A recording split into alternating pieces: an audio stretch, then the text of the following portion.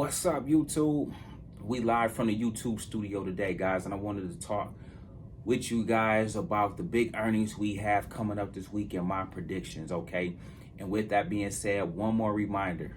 We have a 3-day weekend, so the markets will be closed.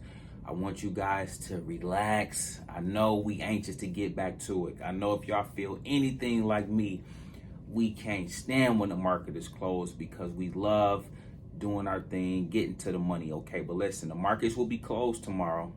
So I want you to take one more day to prepare. One more day to enhance your execution. One more day to get ready to knock it out the park, okay? I want you to prepare for this, guys. Every day is game day when you in the market, okay? And I want you to look at it as such, especially if you're trying to make money, especially if you're trying to reach certain financial and individual goals you may have, okay? But check it out, guys. We got a big earnings coming up this week with several companies reporting, okay? But the one that will be under the greatest microscope will be Nvidia, okay? Ticker symbol NVDA. Nvidia, which has been on a tear, guys, for going on 2 straight years now, just running like a wild animal, off to the 700s now, from 250s to from 150, and it's just been on a crazy run. But check this out. They report February 21st, okay? And so their report is going to really set the tone and set the stage for how the markets are going to move for the next 3 to 4 weeks. So I want you guys to really be paying attention, not so much about whether they beat, whether they miss, and that kind of stuff. I want you to definitely hear the guidance, but I want you to see the sentiment and how the market responds. If they beat by a landslide, for example, do they run up from 7 to 8 to 900, 1,000 even, okay? If they miss slightly or beat, but it just don't sound as convincing, do they fall a little bit or do they fall massively? These are the things I want you guys looking for, because it will set the stage for future moves over the next 3 to 4 weeks as we kind of seamlessly slide into the month of March, okay? So again, it's going to be key. And for me, a lot of what we do around here will revolve around market sentiment after they report. So for example, if Nvidia runs, it's going to bring up all the other stocks with it. Does that make sense? And so we'll know to just ride the trend. Why? Because the trend is our friend. We'll just know to keep playing plays to the upside. However, if Nvidia comes down, guess what, guys? It's going to bring all the other stocks down with it. Okay, so it don't matter what you're doing, everything is going to come down. They will use that as a catalyst to cool the market off, to pull back, to come back and test some levels of support, okay, to allow Wall Street that missed the ride, trying to be bearish and trying to short, they want to allow them to be able to get in for the next leg up, okay? So you have to anticipate those things, and we will anticipate those things and have a game plan accordingly. So I'll be watching it like a hawk, you know what I'm saying, and I'll react to what I see. Okay, I don't want to front run. I don't want to guess. I don't want to assume what will happen. I want to react to what my eyes actually see, what my ears actually hear based on the result and what they report. Okay, so guys, we got a big earnings this week, and so I want you guys to, again, understand why I'm telling you that, because you can be doing your thing somewhere else and not even have this on your radar and then wonder why your play didn't pan out, okay? And so it's important to understand the other catalysts and the other big events that is taking place in the market and how it may affect what you're doing. It's so key on your journey, okay? So I don't want you to overlook this by any stretch, okay? With that being said, I also want you guys to get back to the basics this week, okay? I shared with you guys in some previous videos that I didn't end out my Friday up to my standard, okay? And so I'll be the first to get back to basics this week. I'll be the first to fall back in love with the base hit, okay? I will be the first to get back to doing what it is that I do, okay? Which is executing at a high clip, at a high level on a consistent basis, okay? And I'm gonna take my twos and fews, I'm gonna take my hundreds, I'm gonna take my 50s, I'm gonna take my thousands, and I'm gonna let it all add up, okay? I'm not gonna even swing for the fences this week, purposely, just to ground myself, just to kind of reel myself back in so I can just get all the way back on track. I had 4 good days and 1 bad day, okay? And so the bad day is sometimes a reminder, man, just go back to the basics. Stick to what got you there.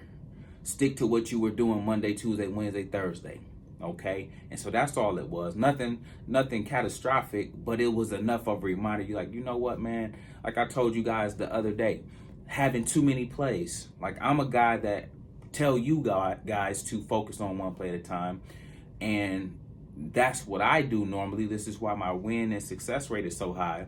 However, I had a lot of stuff going on one day. You know what I'm saying? I'm talking about too many plays. AMD, DraftKings, Apple, Tesla. Oh, you got too much stuff going on. You got to focus. You know what I'm saying? Then one play I didn't even have a stop loss on, but I thought because I put it on this play that it was already on this play, and it wasn't. And then when that play went away, boom, took an unnecessary loss by the time I recognized what had took place, okay?